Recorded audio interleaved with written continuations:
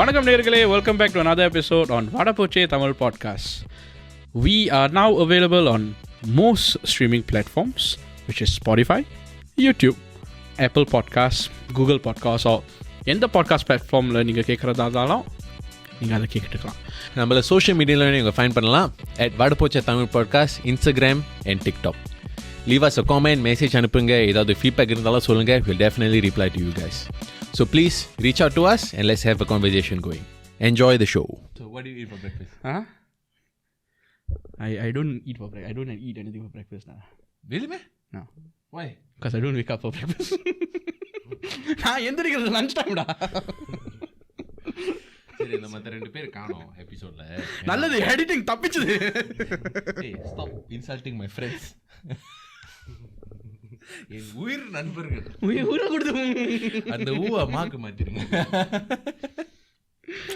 So welcome back to another episode, நேயர்களே. இந்த வாரம் we have 2 guests with us.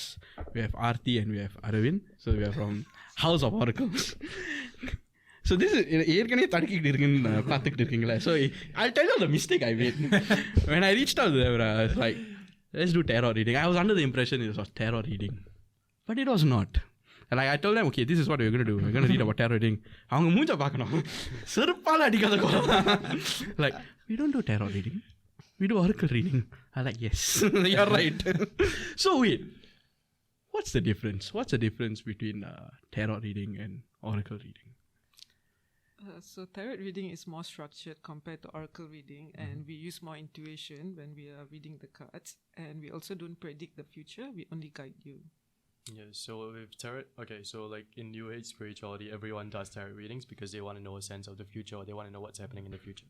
But the thing about the future is it's very uncertain. You create it based on your thoughts, your words, your beliefs and everything every second from now. So with tarot readings, usually it tells you only one possibility of the future. And a lot of times I think that when we started our business, we wanted to help people heal because the whole point of spirituality is for you to kind of help everyone become conscious, or at least increase your consciousness in a higher vibration. And for you to do that, for you to help people, you genuinely need to help them heal. Because, for example, someone comes in and tells you that I want to change my career, what should I do? You can tell them the best possibility with a tarot card or with tarot readings, for example. But at the end of the day, you're telling them that one possibility instead of telling them that, okay, if you work on certain parts of yourself and you understand that the world is a reflection of you, you can find any job, you can make anything yours. Like, for example, I quit a full-time job. We both quit a full-time job to start this, and we could have just believed that, okay, there's no one in Singapore who does it full-time that doesn't have rich parents. When we started with $40 in our bank account, okay, and we started it off as a pop-up.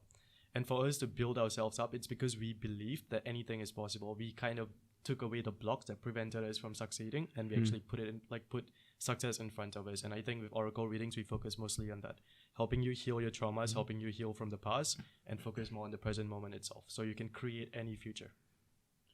So, to a layman, right, how does it work? So basically, we have our set of cards, and we have us, the psychic siblings. So all we do is when a customer comes in, we tap into their energy. So the reason why we have cards is because of the fact that it's, for example, if I looked at you and let's say you're an egoistic person, and I told you that I think that your ego is too big, you listen or you care too much about what people think, you're going to deny it because it's human nature. But if my card tells you exactly what I tell you, there's no way that you cannot deny it. Right. Like, because it's right in front of you. And when we do readings, most of the time we stare at you so that you know that we are actually tapping into your energy itself. And for you to know that we're not really looking at the cards, but the cards say the same exact thing that we are saying, then I think it will be a click to help people. So is the card then like a medium, like a, not medium, is it like a middleman to so actually... These are like divination tools, so you can actually use cards, you can use pendulum board, Anything. yeah, Eggshells. bones. What's a pendulum board? Pendulum is the Yes. chain like Yeah. that. Physics-ல படிப்போமேடா. நான் physics எடுக்கிறேன், நான் bio student. So a pendulum is basically just like a crystal or any kind of pointed thing, and you ask yes no answers because the practicality behind it is not that something is magically going to come and move it for you, but it's the fact that your body subconsciously has subtle movements that cause it to move in different directions, telling you if it's a yes response or a no response. And the reason why that's possible is because every single one of us, we have a GPS system inside of us that tells us what's good, what's not, who's good for us, what path we should take at this point in time. So it's about connecting to that part of you and using tools like this to help. But we progressively use tools, or we use more tools, or like cards in general, because we actually do like up to 100 customers per day. So for us, it's like, if I want to tap into if I want to tap into every one of your energies, at one point I'm gonna become a skeleton at the end of the night. So I'm gonna tap into your energy still, but the cards make it easier for me to just get the images and understand things. So what's the from the process standpoint, right? What's the link between your customer, the customer or the energy, and how you select the cards? So how does it work in that way? It's like choosing bread. Okay, so you know, like when you go and buy bread in the NTUC or whatever, you always take the bread at the back. But necessarily we don't do that. Like we will sometimes, some days we feel like, okay, you know what, I'm not gonna look at the under deck of the braids, but I'm gonna try to go in the back. But I feel what's good. Like I just feel like this packet of bread, even though it's not all the way and it's gonna be good, because it's like a different feeling. So we just pick that up. Right. So that's what intuition is, and I think that helps us choose. So some people can come in and sit down, and if you feel like their energy is for a certain deck, you bring out the other like that deck. So it's about how receptive they are. Like us, we can read from any deck, but for them, it's easier for them to be receptive if the messages are in one way or another based on their energy. Right. So a lot of it is down to the energy. It's all back to energy, because it's like everyone carries some sort of energy, right? So I'm actually tapping to your energy, and we're using this as the middleman. Yeah, so when we do inside, we usually tap 3 times, first to cleanse, and then after that, you will tap 3 times and you will tell your name. So basically, you're putting your energy over there. Right. And all the things we say is everything you know. Whether you choose to, like, a stranger says it to you, you will be like, hey, how does she know?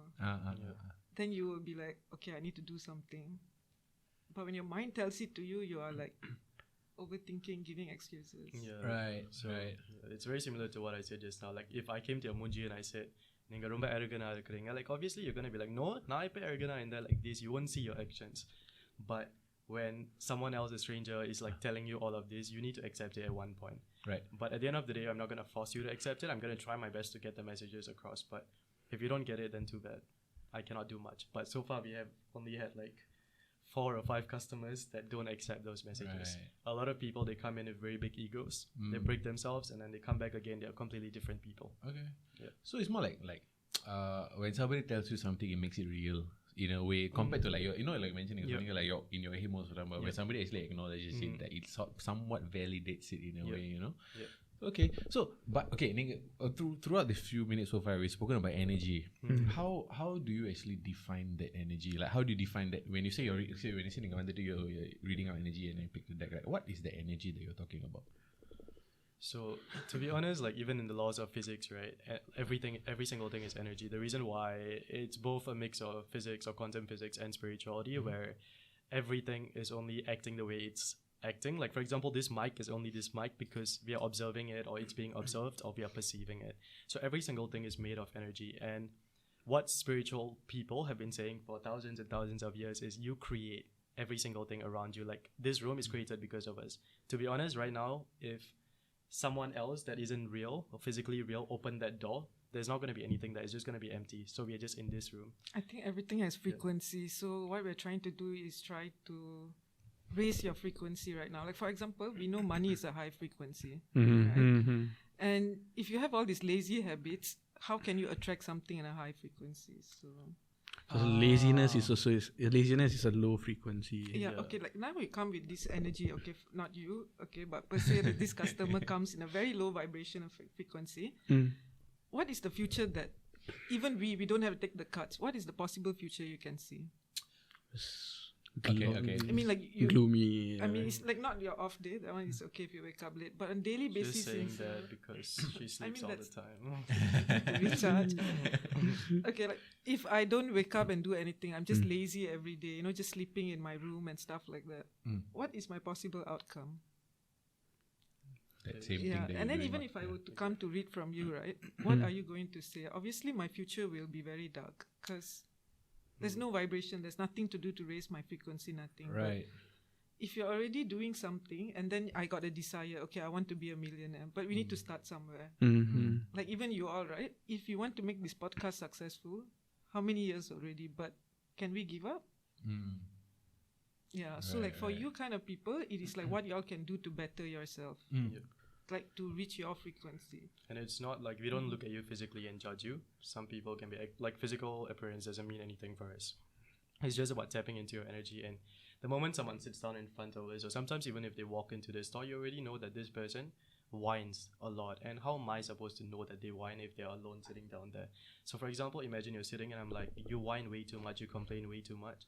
And they're going to realize that, oh shit, I actually do. But the problem is not everyone understands why you need to change your vibrations. People don't believe in it. People don't understand. So what we do is we prove it to you that there's no scientific way as of now that for me to tap into your energy and know things I'm not supposed to know. For example, there are days that we can read into customers' minds, tell them things like one of my first experience, I think, or the first most important experience when it came to reading minds is when a customer came in and she was sexually abused years ago, and I could describe exactly who sexually abused her, and she didn't even tell me she was abused, but I told her, so I could describe everything. So every single thing is energy. We're all connected, and the point of spirituality is to understand that I'm a reflection of her, she's a reflection of me, you're a reflection of me. Every single person in the world, we're reflecting each other one way or another. So to increase your frequency, the I guess the end point is for you to understand that there's no need to be angry at anyone or mad at anyone or sad or negative at anyone. You just need to understand that they are reflecting you. You have done that to yourself. You set the bar so low for you to treat me like, for anyone to treat me like. Basically. So, are you saying like நம்ம எல்லாரும் actually are connected in one way or another? Everyone is actually connected. Definitely connected. And if you start believing that, you'll realize a lot of synchronicities. For example, if you accept today that you're connected, by tomorrow, whoever you think of will already appear in front of you. Like you could think of a long friend that you haven't seen in years, but somehow they'll appear in front of you or send you a message. But you need to learn how to believe it. Trust is what the universe wants from you. My theory, right, is actually like there's literally frequency up to 1 to 100%. You will never meet someone who is completely different from you. That means not even 1% of similarities at all. And neither would you meet another person who is 100% similar than you. So whoever you're meeting is always something either to lift you up or to teach you something. This is perspective and to be open to, you know. Actually, completely agree with you. Like, not from because I haven't been so exposed to the art of like reading, like being oracle reading and all that. Right? But I do believe in the philosophy where if you want good things to happen, or if you want to attract like-minded people, you need to start behaving and like that, being the person who you want to be, and then the right people will come into your life as well. I do believe in that. So, but and one thing you mentioned about when you meet people, sometimes customers, you get a sense of energy. But I think in common socially used terms, right, people get a bad vibe or a good vibe from a person. Is it a similar thing? It's actually literally the same thing. Okay. So why? But some people might misuse that word. But every single person in this world is psychic. Every single person is connected. So you can take, like, if I could fly right now, all of you here could fly if you believed in it. And I, flying, would show you that it's possible. And all of you would be able to fly the next second. Because the whole point of life, the whole point of this matrix or living in this physical plane is just for you to realize the moment you surrender and you trust, that's the hardest thing. For example, if I told you guys that, okay, you just need to completely surrender. Stop doing everything that you're doing. Just trust the universe. Don't initiate things. You're not going to do that because you're going to be like, dude, I have bills to pay next week. I have to do this. I have to do that. So you're not going to do that. But when you learn to actually completely surrender and trust, you're going to realize that, oh shit, everything is working out the way that it's supposed to. And that's why I suggest a lot of times some people need to go on vacations, especially when they're in midlife crises, because quit your job because your job sucks. At the end of the day, go on a vacation and actually take the time to rest, take the time to look inside of yourself. And at that point, you have nothing to lose because you have enough to sustain yourself. Right. And you're not going to lose anything by trusting in the universe. And that's when... I think it's important to recharge. Right. Yeah. And make sure you do what you're supposed to do, but don't be fixated on the outcome. Right. So... It's more like அந்த ரொம்ப ஒரு நெகட்டிவான mind set நெகட்டிவான energy இருந்தா it's like the if you're too negative for too long, you might end up in a downward spiral, in a vicious cycle sort of thing, right? So I think you meant, like for example, if you guys watch a lot of Tamil series, right, or you go to someone's house who watch Tamil series, their house definitely has the same drama. Yes. Yeah, because they are obsessing over it. They think that it's really something that's happening.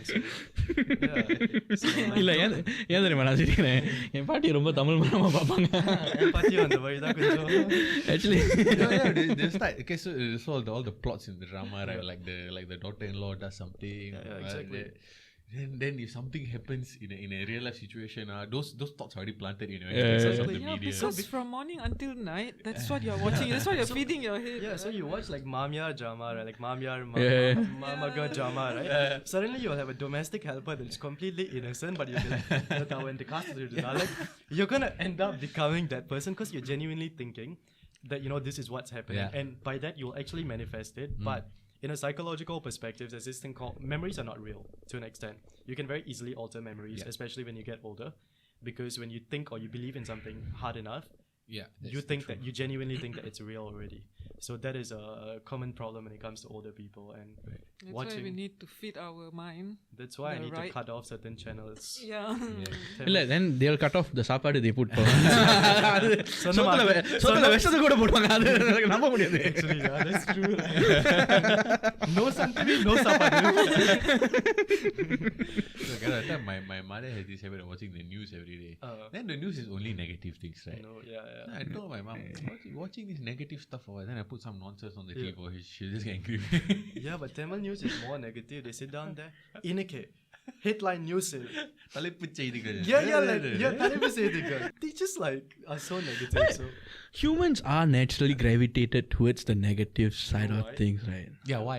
Why? because every single one of us, right, we have a life purpose that we choose. Some people are meant to be healers. Some people are meant to be educators. Some people are meant to be bringing fairness and protection. So there's always this, you know, like this GPS system you have, right? It's always going to feel empty unless you're following your life purpose. And if it feels empty, that's why people want drama in their lives. That's why they want, like, they go for toxic situations because I feel so empty. Or they just feed into old emotions that they don't even feel at this point. Like, I'm depressed, my life sucks. So they're always going to feed into all these emotions because they feel empty. But if you follow your life purpose or you trust yourself, because your life purpose is not going to be something you don't like. Okay? I mean, sometimes you don't want to accept it, but it's not going to be something that you don't like if you actually think about it. So if you follow that, you're not going to have all this drama. You're not going to attract drama.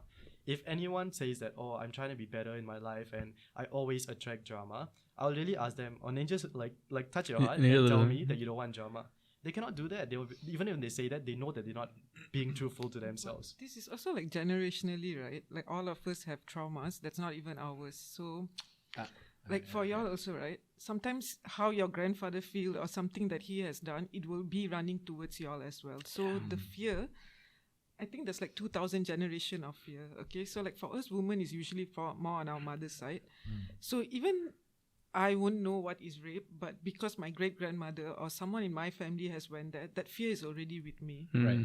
And none of my family members took the initiative to heal. As in, like, they never really sit down, heal themselves, and come out of this fear. They just pass down, and it just accumulates. So this is what we say, baggages that's been passed down. Right. Yeah, so now that in me, like my DNA, the way my system in me itself, it is like to fear this, to think like that. And I don't have anyone trying here to, like, for example, he said, what is your life purpose? Move that and all of that. But I can't because my whole family for years, we've been like this. Right. So it's like an impact. It's a yeah, okay. But So, it's a choice yeah. that you make at the end of the day. Yeah, but because- we are like not aware, like, Yeah. like, And I think right now in this generation, especially, there's no excuse for Yeah, anyone yeah. to be like, oh, my life sucks or whatever. because yes, only now mental health has become like something we can talk. Especially in Yeah. our Our region. generation, yeah. generation, like Singapore is Region. not doing the best in terms of mental health. Yeah. I don't even want to talk about that, but But at least we can voice out, like my mother, like all our mothers, to be honest, right? Certain thing they do, we himself will question, like, why ma are you doing like that? Yeah. And Right. she's like, I can't, I'm like that. Why? Wired that way. Yeah. And we are like, ma, like, no, this is the possibility and all. And she will stare at you like, please save me, but I can't. Yeah. Right. And That's- for us, it's like, it doesn't make sense. Like, why woman has to do all that thing? And she cannot give you an explanation, but she can't change. Right. Yeah. she yeah. hates what she's doing, but Yeah, still, but She she has, has so yeah. into like that. Like even sometimes I feel my father also, certain thing he doesn't want to do, but if he doesn't do that, will it validate him being a man? Right. Right? Like sometimes you can actually feel it, you can see it, but then it comes back to Yeah, but also I realized conditioning and one of the things is like I don't want to invalidate my own culture, but when it comes to brown culture or people of color, there is so much trauma being passed on. There's so much things that's unnecessary. Like if you look at Indians itself, right, no matter what generation they are in, as like our generation, that's fine. Their parents are always telling them that, oh, for example, we are Brahmins, we cannot do this. We are Pillays, we cannot do this. Or they're always holding on to your neighbor's going to know what's happening. They always hold on to these toxic ideas that what people think matters. But the truth is, it doesn't really matter because, like, for example, Because they also don't have time. they don't have time, first of all. And second, for example, you insult me. Are you going to be the one, like, helping me give food to myself? Are you going to be the one, getting me up into a Netflix film, for example? You're not going to be doing anything in my life. So I'm going to take what you said, try to understand that everything stems from a truth. I will understand my parts and your parts to the contribution. And I'm going to say, okay, I'm going to move on. I don't care about what you think. Right. I'm going to learn from it, but I'm not going to care. If I did something wrong, I will apologize. I think we like feeding fears. Our fears we try to feed to our kids. And like me, I always feed all that fear to my siblings. So She traumatized me when I was a child. I mean, a lot of people traumatized me as a child, but so I feel like that's what we do. These days, I try to be more positive to my siblings, like, no, we can and everything. But the voice of my parents still run very strong. Very strong, like. I think, are you the eldest sibling? Yeah. I understand because I'm the eldest sibling. Eldest, I'm the eldest sibling. I'm the eldest in my generation as well. Same, my eldest cousin and. So it's shitty, it's shitty. But then I'm quite rebellious, so. But you also need to understand why you're rebellious. Yeah. And do you still want to be rebellious, or is that an identity you're still holding on to from the It past? goes to me. A lot of questions. But I'm psychically analyzing you. You'll see gears and smoke coming out. Smoke coming out from the ears. But I think we are rebellious good because y'all got opportunity to do stuff. Because we started it. That's something you guys tell yourselves when you just No. We are the guinea pigs. no wait, touch your heart and tell me that you guys were not afraid to start new things. That But you we did decided on your own that you want to start new things in the past. Obviously, we did it. If it wasn't for us doing something, y'all wouldn't think like, oh, we also can do this. I'm the Okay. younger For me one. personally, like, I did everything on my. Like, I think that I excelled on my own. So yeah, like, I understand your point of view also, but yeah, you guys carry a lot of trauma as the older child. I think everyone does. I I think everyone, to be very honest, because you can't quantify your trauma as big as my trauma. I get what you mean. Yeah. I think everyone has a Different set of different like, set. perspectives. Yeah. That's true. Actually, I always thought the oldest carried the most, but nowadays I see my younger sisters, they are the worst. Like, It's different. It's a different because society. when we walk out, we thought that, okay, like done. Yeah. But now I see them in, oh my God. Okay, yeah. So my sister, right, says the exact same thing. So my sister, in her world, right, she paved the way for me, and whatever music I like is because of what my sister exposed me to. Whatever shows I like is because of what my sister exposed me to. I am the manifestation of my sister's likes and dislikes per billion. So I told her, but I think it's partially true. So my major in uni and my profession and all that is largely influenced by the major that my sister did.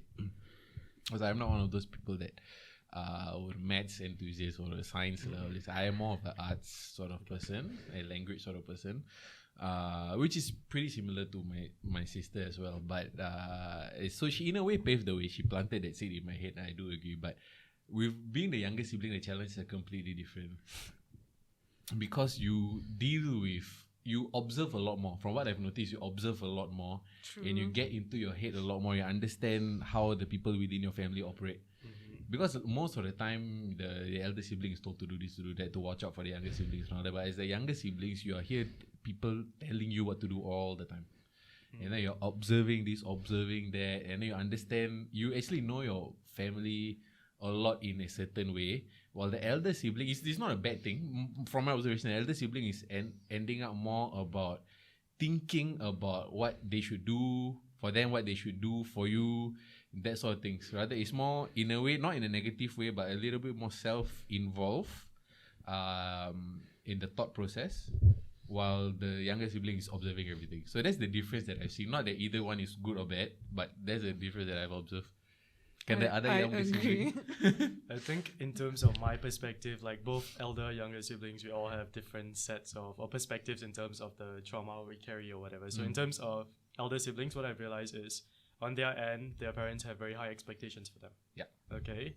and somehow I think that it's a weight to carry because of so many expectations being set on you. But as a younger sibling, that's the opposite. You're kind of like a doormat, and there's lesser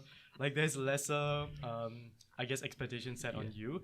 So a lot of things that you do, you need to do it on your own. You had to fight for it. For example, if your elder sibling says, "I want to go get a tattoo," your mom's gonna yell, but eventually it's like, okay, yeah, whatever. But we have to start it first. Then it's easier for you to do. We break the barriers. Yes, exactly. Yeah, but okay, you guys break certain barriers for sure. But in terms of, like, in terms of my experience, right, my elder brother didn't exactly, like, he broke certain barriers in terms of, me getting fancy haircuts or whatever. But a lot of times, whatever he did and he messed up, I had to face the consequences of it. As in, my mom would yell at him, but she'll be okay after a while. But when I do it, I had to go through 10 times worse because why are you following your brother, for example? They would always say, look up to your siblings. But that is one thing also. When we screw up, it's big too. Yeah. No, but then after that, wouldn't it go like? This is what I gonna like. If something happens, then like see your younger sibling is following you, then I will gonna round 2 because of that.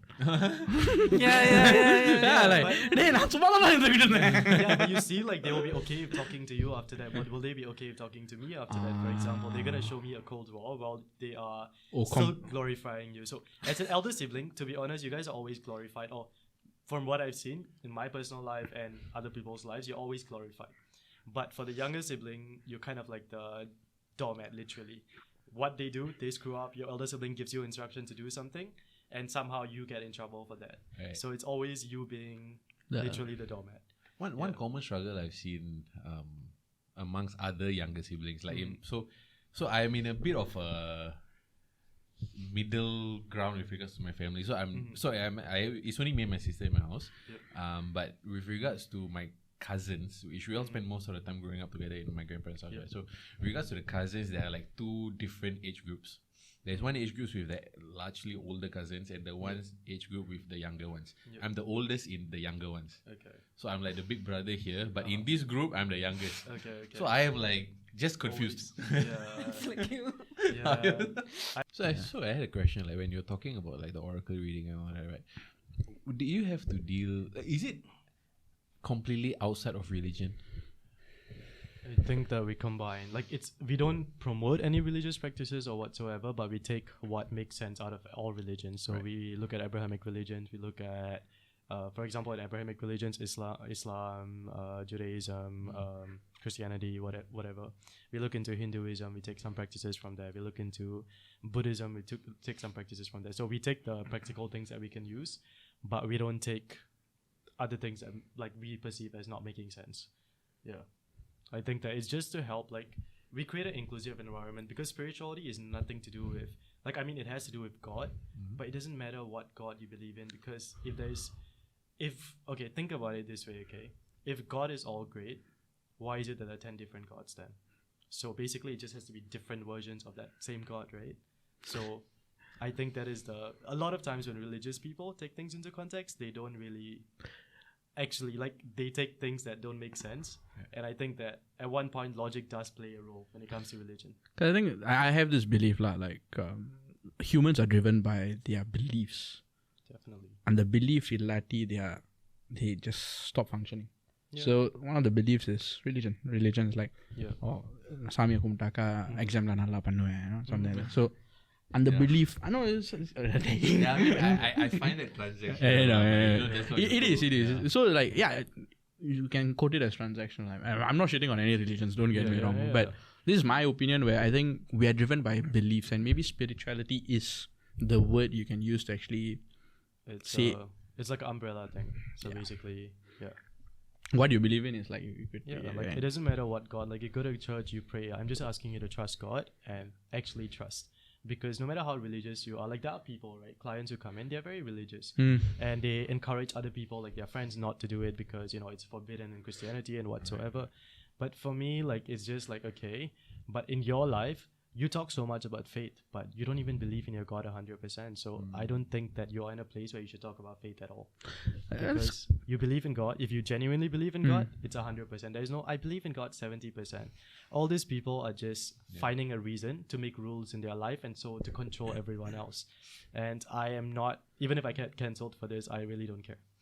Like I'm unapologetic about this, because if you believe in a God, believe 100%. And if you believe in a God, you're not going to be whining about, oh, my life sucks, this happened, that happened. No, you're going to take the time to acknowledge your feelings, but you're also going to understand that God's not going to throw shit at you just because.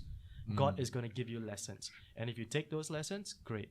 No more big lessons. If you don't take those lessons, then same thing will be repeated over and over again, and you cannot blame humans for that. You cannot blame God for that. You need to understand that, again, God doesn't throw shit at you. That's a question I actually wanted to ask. Like, when you're running the business, right? I'm sure you would have faced people who are very religious or very staunch about a certain religion, and they come to you, they might not be convinced, or do you all have any stories? So, like, Do you remember the moments prayed over? Yeah, this is like beginning in Haji Lane when we were Studio Neon.